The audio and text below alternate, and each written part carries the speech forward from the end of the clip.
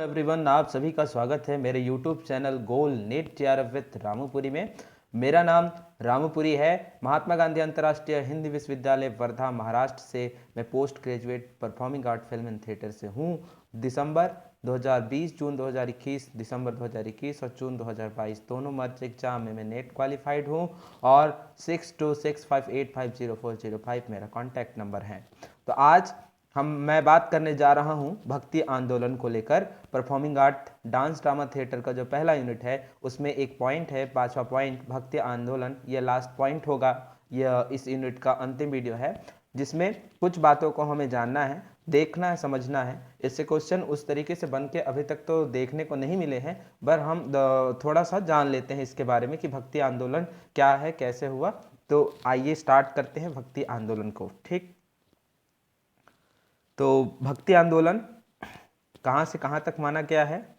वो 1343 ईस्वी से संवत 1643 ईस्वी तक मानी जाती है, भक्ति आंदोलन मानी जाती है। ठीक है, भक्ति आंदोलन को दो भागों में बांटा गया है, सगुण भक्ति धारा और एक है निर्गुण भक्ति धारा। तो सगुण भक्ति धारा में राम श्रेय धारा, कृष्ण श्रेय धारा को लेकर बात किया जाता है, उनके मूर्तियों को लेकर बात करते हैं। सगुण भक्ति धारा का मुख्य रूप यह है कि सगुण मतलब वो चीजें आपको दिखाई दे रही है, मूर्ति उनके बारे में व्याख्यान कर रहे हैं आप। तो राम भगवान के बारे में, कृष्ण भगवान के बारे में जो अवतरित हुए वैष्णव अवतार जो हुए, जो हम लोग भागवत पुराण में पढ़े कि कौन कौन से अवतार लिए हैं विष्णु भगवान, तो उनको लेकर संतों के द्वारा, लोगों के द्वारा एक ज्ञान की धारा आरंभ हुई, जिसमें राम भगवान को केंद्र बनाकर, कृष्ण भगवान को केंद्र बनाकर यह आंदोलन किया गया।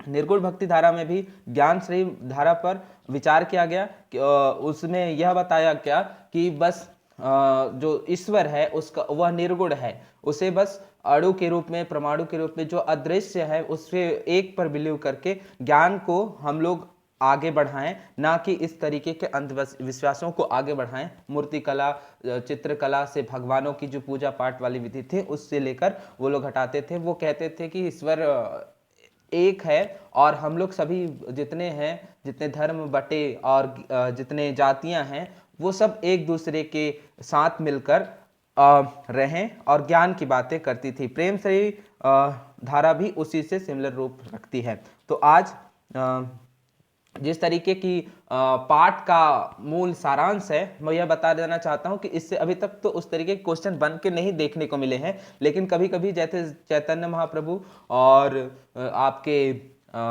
अष्टछाप कवि के ऊपर क्वेश्चन आया हुआ है, जो previous year question UGC net के द्वारा performing art dance drama theatre पर देखा गया है। तो मैं बस उन्हीं चीजों को बताऊंगा यहाँ पे।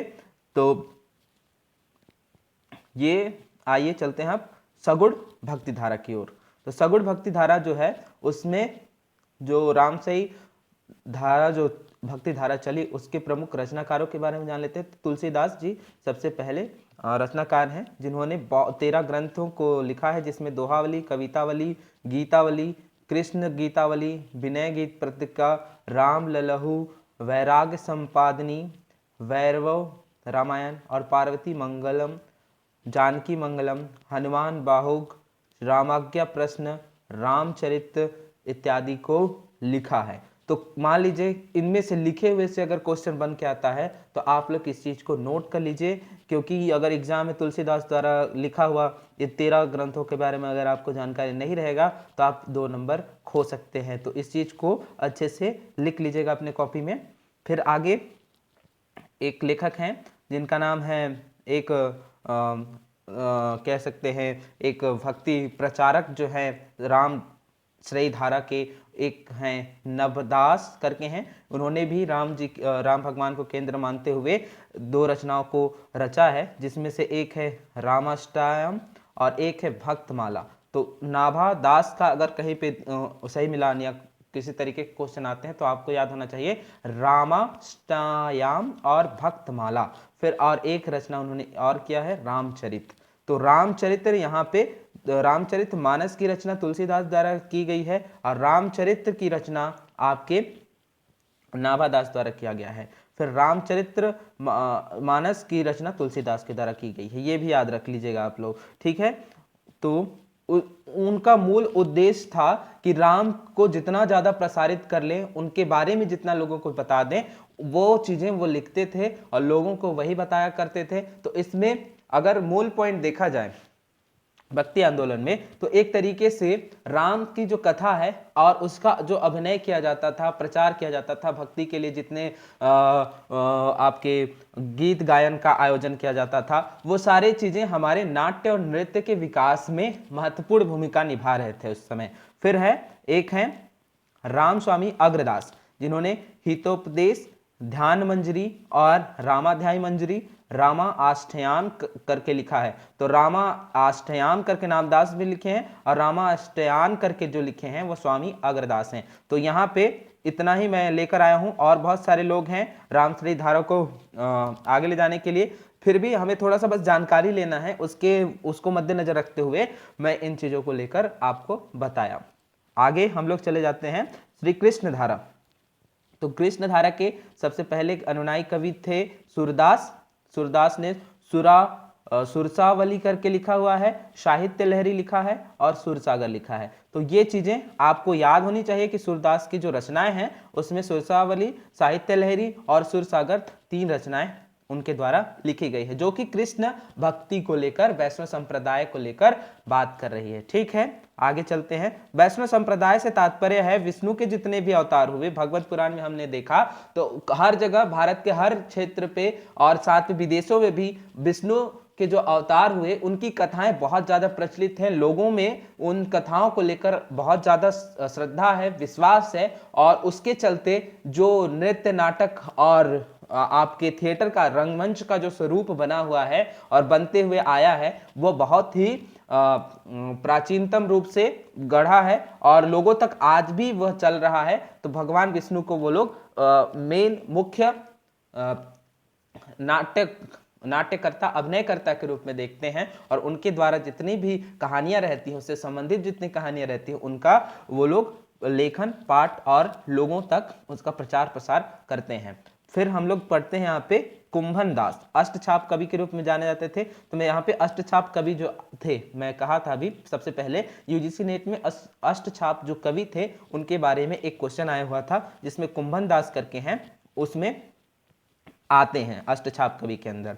फिर है रसखान, रसखान ने रसखान के नाम से लिखा है, और एक लिखा है प्रेम वाटिका। तो कृष्ण भगवान प्रेम के लिए जाने जाते हैं, तो उनके द्वारा जितने भी रचनाएं थी उसमें ये चीजें देखी गई हैं। और फिर है मीरा, जिन्होंने मीरा पदावली लिखा है।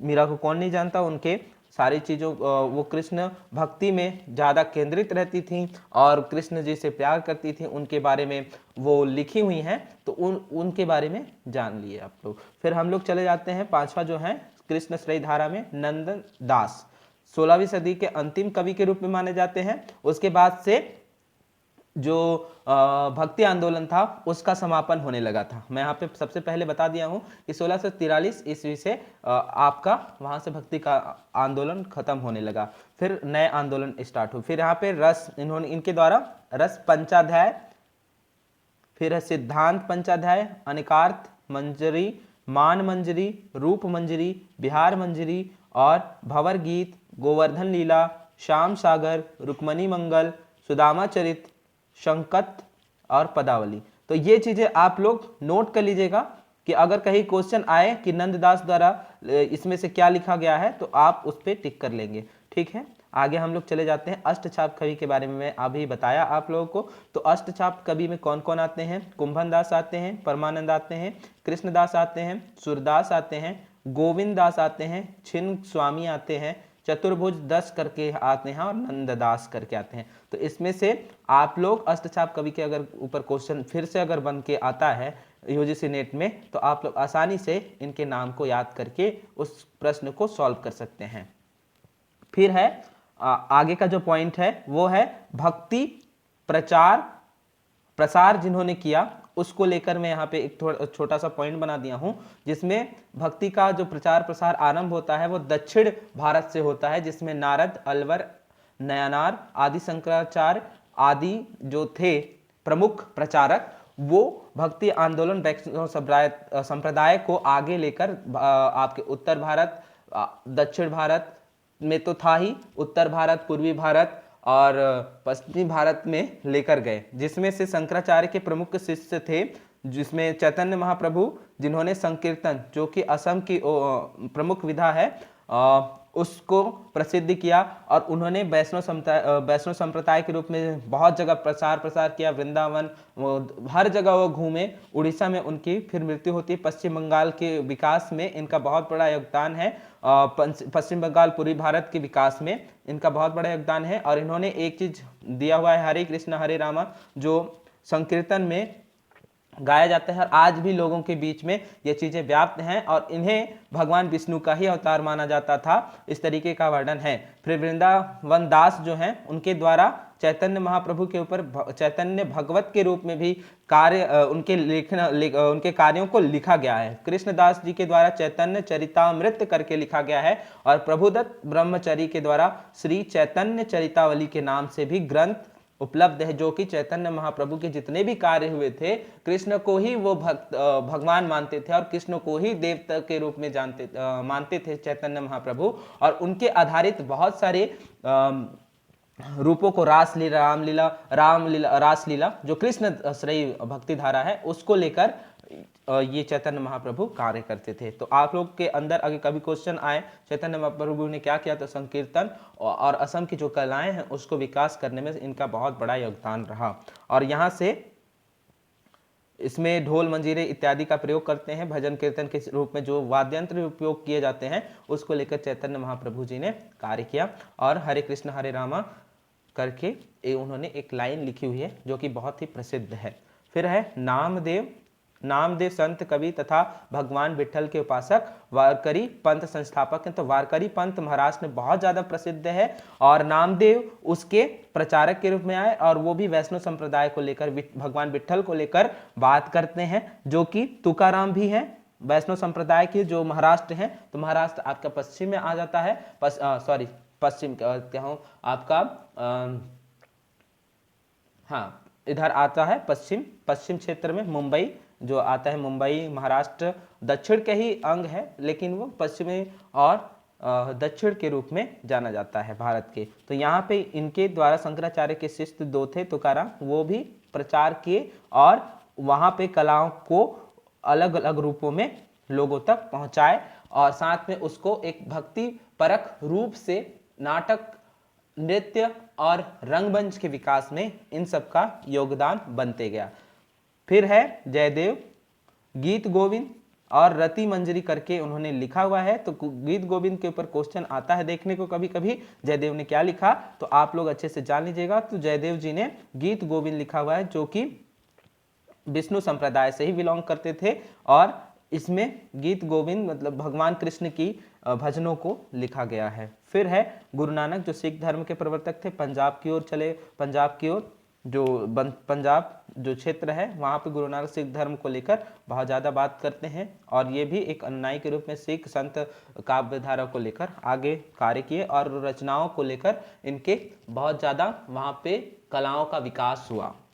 ठीक है, आगे है सारंगदेव संगीत रत्नाकर के लेखक हैं। आप लोगों को जितना नाम बता दिया, सारंगदेव के बारे में भी क्वेश्चन आया था, तो मैं इसमें इस पॉइंट में इसको इंक्लूड कर दिया।